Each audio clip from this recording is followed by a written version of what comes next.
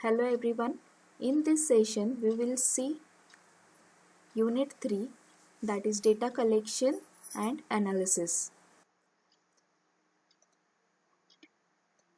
We have seen what are the research process. There are various steps in research process, starting with formulating the research problem, then extensive literature survey, doing the review of literature, saying that what existing the research has done, developing the hypothesis. We have seen before going into actual research, we have to develop a hypothesis.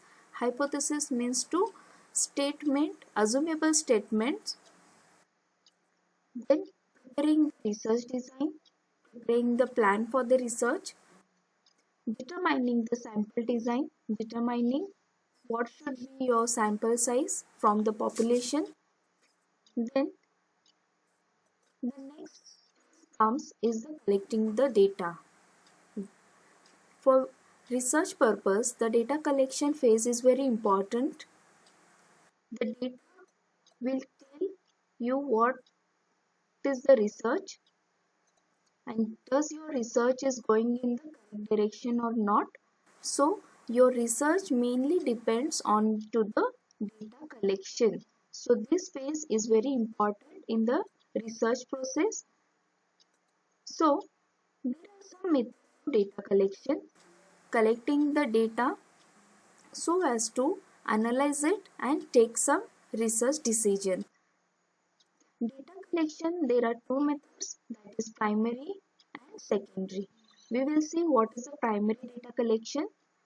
Primary data collection may be collected either through observation or through direct communication with respondents.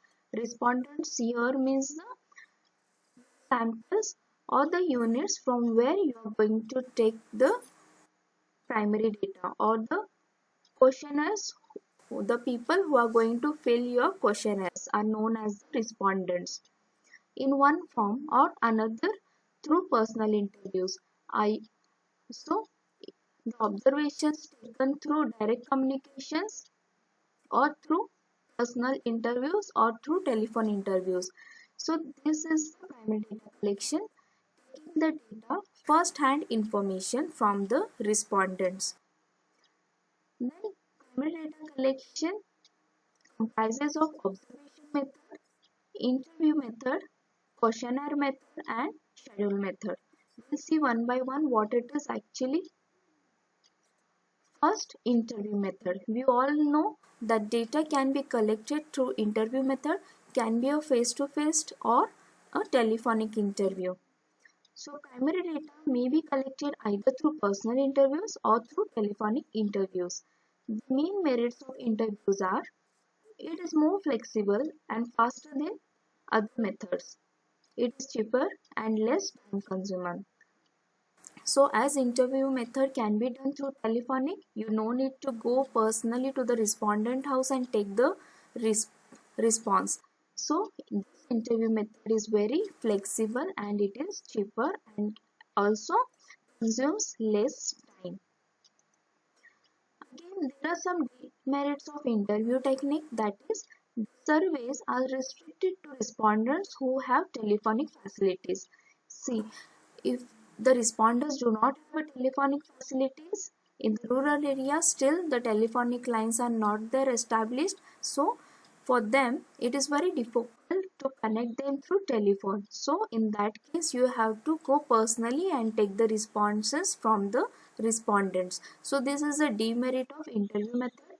Second is it is not suitable for survey where comprehensive answers are required for various questions. So comprehensive answers means what? Some questions which can be given through experiences. So from telephone interview it is not possible to take all their experiences on the telephone, as there is a time limit. So the comprehensive answers not possible through interview methods. So this is the demerit. Next, primary data collection is a questionnaire method. You all know what is questionnaire method? Preparing a list of questions onto the document and circulating it to the responses, then responses will be collected by the respondent and it gives correct responses as you want. So in this method, a questionnaire is mailed to a person concerned with the request to answer the questions and return the questionnaire. Here, simply what you do, you make a list of questions in the form of document. You can mail it to the person or you can go directly to the person house and give them your questionnaire. Give them a time limit of 2-3 days, and within that time limit, the respondents can fill up your questionnaire and return back to you. So this is the questionnaire method used to get a primary data collection, the first-hand information. Then, what are the merits of questionnaire? There is low cost even when the universe is large and is widespread geographically. Yes, questionnaire method requires a low cost. It is free from bias of interviewers as answers are respondents' own words. Now, questionnaire method, they actually punch the response onto the document. So this is the evidence for the data collection. So here, the researcher cannot uh, modify the answers of respondents as it is the data is taken for the analysis purpose. So it is a free from biasness. Then there is the respondents who are not easily approachable can also be reached conveniently. So here, if the respondents is living so far from you, no doubt you can mail your questionnaire to them and get the feedback accordingly. Then respondents are given enough time to give well thought answers. Yes, as soon as you give questionnaires to them to fill up, give them some time or enough time so as to they think and then record their feedbacks onto the questionnaires. So this is very convenient method. Still, it has some demerits. It has low rate of return of duly filled questionnaires. So this is a major problem faced by the researcher that once the questionnaire has been circulated, then the respondents may cannot return your questionnaire back in the time limit. So this is the main disadvantage of the questionnaire. Then it cannot be used only when the respondents are educated and cooperative. Yes, again, it is a demerit that the respondent is literate, then only he can read and write his response onto the questionnaire. If he is not literate or he is illiterate, then he cannot read or write your actual responses onto the question paper. The control of the questionnaire may be lost once it is sent. So you give mail to the respondents, then you fail that to whom you have mailed your questionnaire. So this control may lost somewhere and you cannot get the actual responses whichever is required for your research. It is difficult to know whether willing respondents are truly representative. Yes, this is again the biggest problem that once you mail your questionnaire to the respondents, you don't know that whether the questionnaire is filled by the respondent or not. So here it is very difficult to record the actual responses. This method is likely to be slowest of all. Yes, this is very slowest of all the methods because the questionnaires has to be filled and then it has to be returned back to the researcher. So in this time limit, there is a very time span has been lost. So the researcher waits till the respondents gives the questionnaire back to him. So this is very slowest process amongst all. Then primary data collection is recorded through schedule method. This method of data collection is very much like the collection of data through questionnaires, with little difference that lies in the fact that schedules. Now here, this schedule method is similar to the questionnaire method, But one slight difference is that schedules are pro forma containing a set of questions are being filled in by the numerators who are specially appointed for this purpose. Now, this is same like as a questionnaire method, like I said, but this schedule method has one person primarily appointed to take the feedbacks from the respondents. So the person who takes the responses from the respondents are known as the enumerators. So the person specially appointed to collect the data from the responses or your sample units. Why this schedule method has been arised? Because the numerators explains the aims and object of the investigation. Investigation means what? The research problem. The person explains what is the aim and object behind the research, and also he removes the difficulties which may any respondent may feel in understanding the question. So the numerators will limit the gap of explaining the object of the research and then clearing the difficulties in taking the responses from the respondents. This is the major difference in questionnaire and schedule method. Then schedule method. This method is very useful in extensive inquiries and can lead to fairly reliable results. As the enumerators are appointed specially to get the data from the respondents, so this method is useful in the extensive inquiries that lead to the reliable results. In this method, the researcher can get the reliable results for the research work.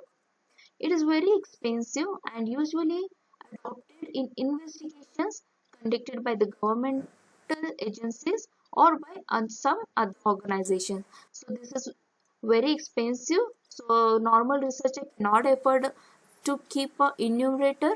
So most of in the cases the investigation or the governmental agencies appoint such enumerators for the research purpose or to carry out some governmental reports. Then population census all over world is conducted through this method. Yes, the census is recorded every year, so every decade. So to record a census, a schedule method is used wherein there is a list of questions and one person is appointed to record that questions or responses from the respondents.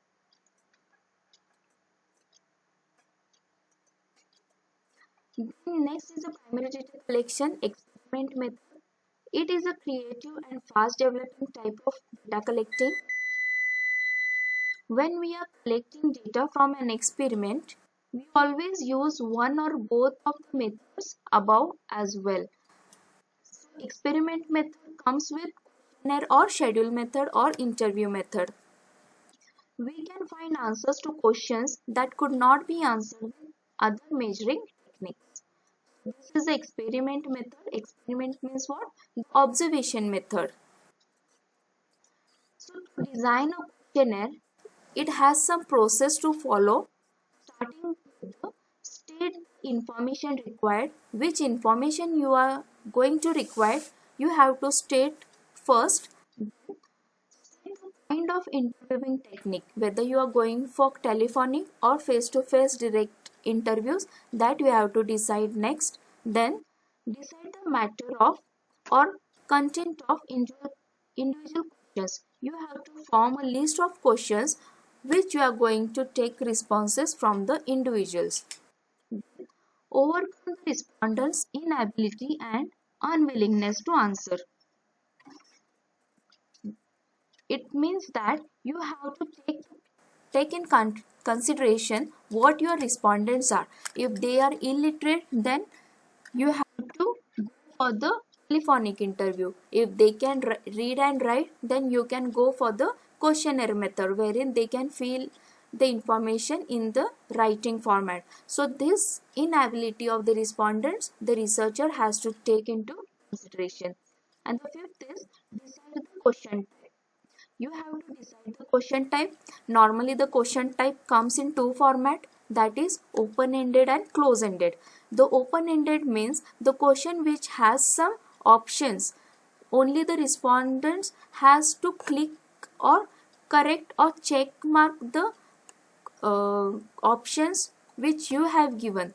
And what is a open-ended? Open-ended question means where you give the respondent the chance of writing his own experience in the form of textual. He can write his own experience onto that given space. So this is the type of question the researcher has to decide while framing the questionnaire. So these five are the process while making a standardized question. Sixth is the determine the question language. Yes, you have to see what your respondents know the language, that is English, Marathi, Hindi, Tamil, Kannada. This language you have to take into consideration while framing the questionnaire. Next is a properly arrange the questions. You have to give the priority to the question, which question should be asked first, then second, then fourth, then last. So this is the arrangement of questions. Then layout of question. Very important, you have to lay out your questionnaire properly, not be so much complex that the respondent cannot identify it. It has to be very neat and tidy way. So the arranging and the layout of questionnaire should be very simple, that the respondent can get to know easily what is the question you have asked. And last is finalize the questionnaire. Once you have done all with the first to 8 steps, you have to finalize your questionnaire. You can finalize your consulting the expert or the mentor who is going to guide your research project. Finally, as I said before, the questionnaire types are two, that is closed-ended and open-ended. Closed-ended, also known as structured questions, where you give the options to the respondents and only from that options the respondent has the chance to select that answer. And second one is the unstructured questions, wherein you don't give any options, you simply give a space to take some experiential feedback from the respondents. So in this way the questionnaire has to be designed properly. Thank you so much, hope you understand.